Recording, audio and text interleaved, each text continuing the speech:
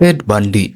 Ted Bundy adalah seorang pembunuh berantai Amerika Serikat yang menculik, memerkosa, dan membunuh banyak wanita dan gadis di tahun 1970-an.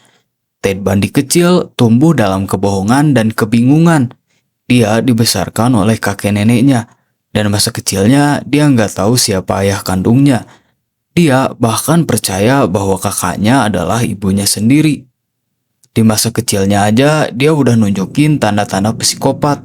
Dia suka memata-matai orang dan dia memiliki obsesi terhadap kontrol dan kekuasaan.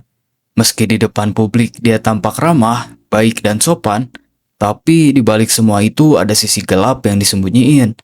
Dia membuat siapapun merasa nyaman dan dari situ dia mulai melancarkan aksinya. Modus pembunuhannya, Bundy sering pura-pura terluka. Tangannya digips, lalu dia minta tolong ke wanita muda buat ngebawain barangnya ke mobil. Pas dia lengah, langsung dipukul dari belakang sampai pingsan. Dari situ dia mulai ngelakuin hal-hal yang biadab. Tahun 1975, dia tertangkap karena pelanggaran lalu lintas. Nah, dari situ polisi nemuin bukti yang mencurigakan. Tapi dia berhasil kabur dari penjara. Lalu dalam pelariannya, dia sempat ngebunuh lagi 2 wanita di asrama Chi Omega Universitas Florida. Dan 1 gadis muda berusia 12 tahun. Sumpah ini orang benar-benar iblis coy. Nah, pelariannya berakhir di tahun 1978. Saat di persidangan, dia mencoba membela diri, memanipulasi media, dan bersikap karismatik. Namun semuanya gak berarti di hadapan bukti DNA dan saksi. Lalu dia dijatuhi hukuman mati dan dieksekusi pakai kursi listrik pada 24 Januari 1989. Dari kisah Ted Bundy ini, FBI mulai mengembangkan teknik kriminal profiling, yaitu buat memahami cara pola berpikir pembunuh berantai. Jeffrey Dahmer. Jeffrey Dahmer adalah seorang pembunuh berantai asal Amerika Serikat yang dikenal karena aksi kejamnya menculik, membunuh, dan bahkan memakan sebagian tubuh korbannya.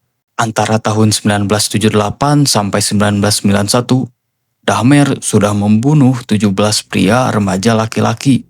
Dia dikenal dengan julukan The Milwaukee Cannibal. Nah itu, Jeffrey kecil tumbuh di keluarga yang kelihatannya normal, tapi penuh masalah. Ibunya sering depresi, ayahnya sibuk kerja, dan rumahnya gak pernah benar-benar damai. Sejak kecil, Dahmer udah kelihatan aneh. Dia suka ngumpulin bangkai hewan dan membedahnya cuma buat tahu isi dalamnya. Dari situ mulai kelihatan kalau dia punya obsesi aneh sama kematian. Setelah lulus SMA, di usia 18 tahun, Dahmer ngelakuin pembunuhan pertamanya. Korban pertamanya adalah Stephen Hicks, pria yang dia ajak ke rumahnya buat minum. Setelah itu, Dahmer memukul sampai mati dan memotong tubuhnya jadi bagian-bagian kecil. Gila coy, selama beberapa tahun dia tenang. Tapi pada akhir 1980-an, obsesi itu balik lagi. Dan kali ini jauh lebih mengerikan. Modusnya hampir selalu sama. Dahmer ngajak korban, biasanya pria muda, lalu dia ajak ke apartemennya dengan alasan foto atau minum-minum. Begitu di sana, korban dibius, dibunuh lalu dimutilasi. Yang bikin ngeri, dia nyimpen bagian tubuh korban di kulkas, kelapa di lemari, bahkan ada yang dia makan. Gila. Dahmer bilang dia pengen menjaga korban tetap bersamanya. Obsesi yang berubah jadi kegilaan total. Tahun 1991, salah satu korbannya berhasil kabur dan lapor ke polisi. Pas polisi masuk ke apartemen Dahmer, mereka nemuin pemandangan yang bikin mereka gak bisa tidur berhari-hari. Ada foto korban yang dimutilasi, tengkorak manusia, kepala di kulkas, dan toples yang berisi organ. Dahmer ditangkap tanpa perlawanan, tapi mukanya datar, seolah itu cuma hal biasa. Di pengadilan, Dahmer ngaku semua kejahatannya. Dia bilang dia sadar itu salah, tapi dia nggak bisa berhenti. Dia dijatuhi hukuman penjara seumur hidup, 15 kali berturut-turut. Tapi keadilan datang dengan cara lain. Tahun 1994, Dahmer dibunuh oleh narapidana lain di penjara. Dipukul pakai batang besi sampai tewas. Dia meninggal di usia 34 tahun. Kasus Jeffrey Dahmer ini jadi salah satu kasus yang paling mengerikan dalam sejarah kriminal dunia. Dari luar dia tampak pendiam dan sopan, tapi di dalam dirinya ada seekor monster yang nyata. Kisahnya juga ngebuka mata FBI dan dunia tentang betapa bahayanya obsesi dan kesepian yang tidak terkendali. John Wayne Gacy.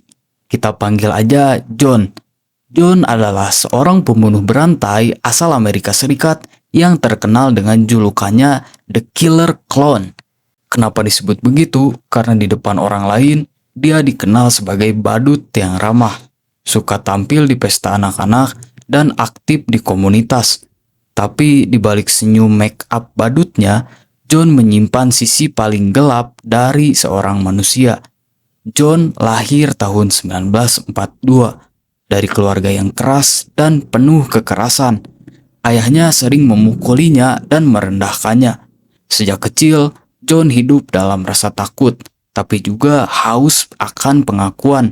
Dia pengen disukai oleh semua orang, pengen dihormati, dan itu yang nanti berubah jadi obsesi aneh terhadap kekuasaan dan kendali. Dari luar, hidup John tampak sukses. Dia punya bisnis konstruksi sendiri, lalu dia dikenal sopan, aktif di lingkungan, bahkan dekat dengan politisi lokal. Gak ada yang nyangka di balik semua itu, dia menyimpan rahasia paling mengerikan di bawah rumahnya sendiri. Modusnya sadis. John sering memancing korban, seperti anak muda atau remaja laki-laki, dengan janji pekerjaan di perusahaannya.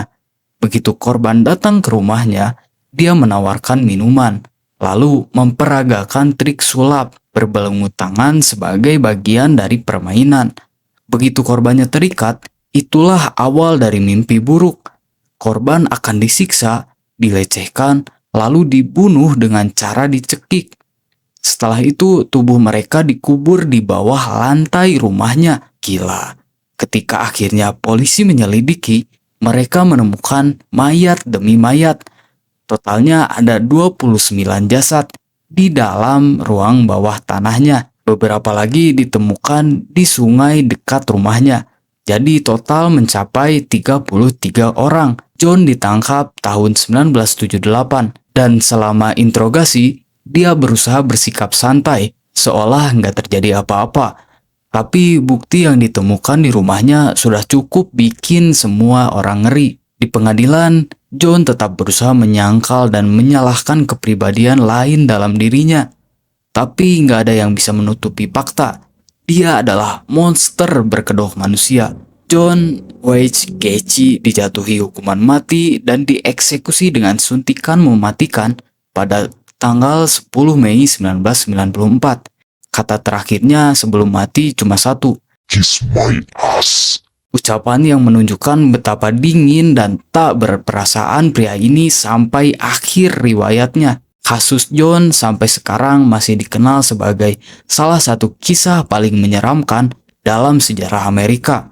Seorang badut yang seharusnya membawa tawa malah ngebawa kematian. Dan dari kasus ini dunia belajar satu hal, wajah ramah gak selalu berarti hatinya yang baik, dan wajah yang seperti Balmond gak selalu berarti buruk. Aileen Wuornos. Aileen Wuornos adalah seorang pembunuh berantai wanita asal Amerika Serikat yang kisah hidupnya tragis, gelap, dan penuh luka. Berbeda dengan banyak pembunuh berantai lainnya, Aileen bukan monster dari awal. Dia adalah korban kehidupan keras yang berusaha jadi pembunuh karena keputusasaan dan trauma. Aileen lahir tahun 1956 di Michigan. Ayahnya adalah pelaku kekerasan seksual yang akhirnya bunuh diri di penjara. Dan ibunya meninggalkan Aileen saat dia masih bayi. Sejak kecil, Aileen tumbuh tanpa kasih sayang. Dia dilecehkan oleh kakek dan teman-temannya sendiri. Dan di usia remaja, dia hidup di jalanan, bertahan dengan menjual diri demi bisa makan.